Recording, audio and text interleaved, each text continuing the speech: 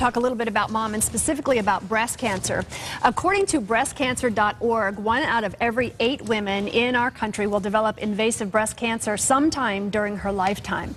And that's scary news for not only the women, but for the families as well. And joining us now are 2 women who know how much this can take a toll on all those involved. They're Carol Balin, her mom and her mother-in-law both had breast cancer, and Dr. Coral Quiet, who is with the Arizona Breast Cancer Specialists. It's nice to see both of you. Hello. Thanks for being with us. Thank you. You know, when you talk about breast cancer, first of all, it's amazing to think that 1 in 8 women is going to get breast cancer. The survival rates are obviously better than they have ever been before, but it's a lot to come home and have to share with your family. Carol, for you, I know your children were fairly young when both your mother and your mother-in-law had breast cancer. Especially when my mother got it, and I don't think it matters what age you are when you get that news. That little child inside of you always gets affected, and I think as an adult you still have to function as a mom, and I also have a job. I'm a teacher, and you know, still be everything you need to be, and it's very, very tough dealing with your own things. But then when you have children and they have questions, and I'm sure that Dr. Quiet's going to explain a lot about what you say to kids at what age, and you know, hopefully you say the right things, and depending on which child it is and emotionally what's going on with them, how much do I tell? And there are a lot of times when you're dealing with your own fears and your own emotions, and when you have children, there are times in the shower where that's where you cry because the kids can't hear you, and you try and protect them, or in your car, or so it's a pretty big deal. It's a pretty big deal. Trying to process everything for yourself and then be strong enough for your family as well. Dr. Quiet, talk to us a little bit about that. What do we say to children? And I'm sure obviously it changes at different ages, but how do we approach this with children who are young? Well, especially with young children, it's important to keep the message in words that they can understand. Words like cancer and even surgery may be something that a 3 or 4-year-old won't understand, but they can understand words like boo-boo or icky medicine. So we tell families to try to keep the language in familiar terms. Pick a time when you and hopefully either your partner or a family friend or relative together can sit down and talk to your child.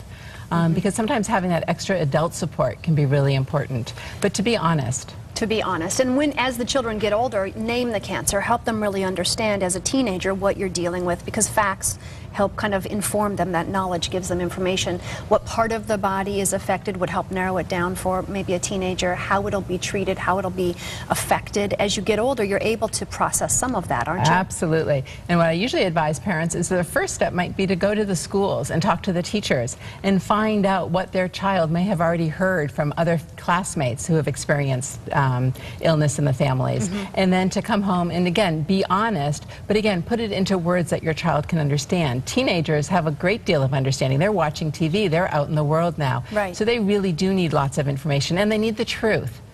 They need to be told what's going to happen, what to expect, and then reassured that everything possible will be done, and that we expect this to be just a bump in the road rather than a fatal illness. Yeah, I think that is the big thing that, you know, when you look at history, never before have we seen cancer survival rates where they are today.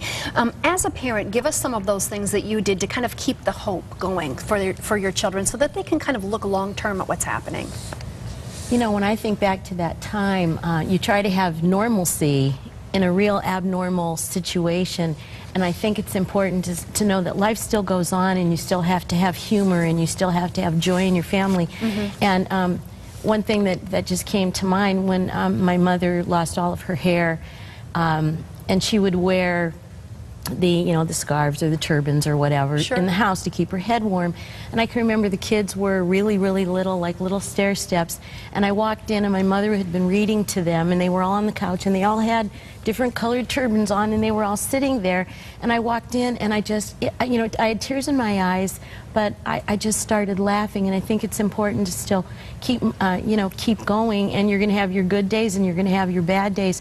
And when you said you have to be honest, I think that kids are sharp, and they pick up on things and use appropriate words for the age, and just normalize it as much as you can. Very, very much. And then when I found out later that my mother-in-law also had it, was kind of like, oh, back at square one. And the kids were at different ages, and you were right, teenagers require different information than the littler kids do. Actually, with the internet and TV and all that stuff, They're kids are getting sharp, that. and there's a lot of information out there. Dr. Quiet, we're almost out of time, but real quick, if a child is not doing well with the information, what are some of those signs we should be watching for that they need a little bit extra help and guidance? You may see changes in sleep.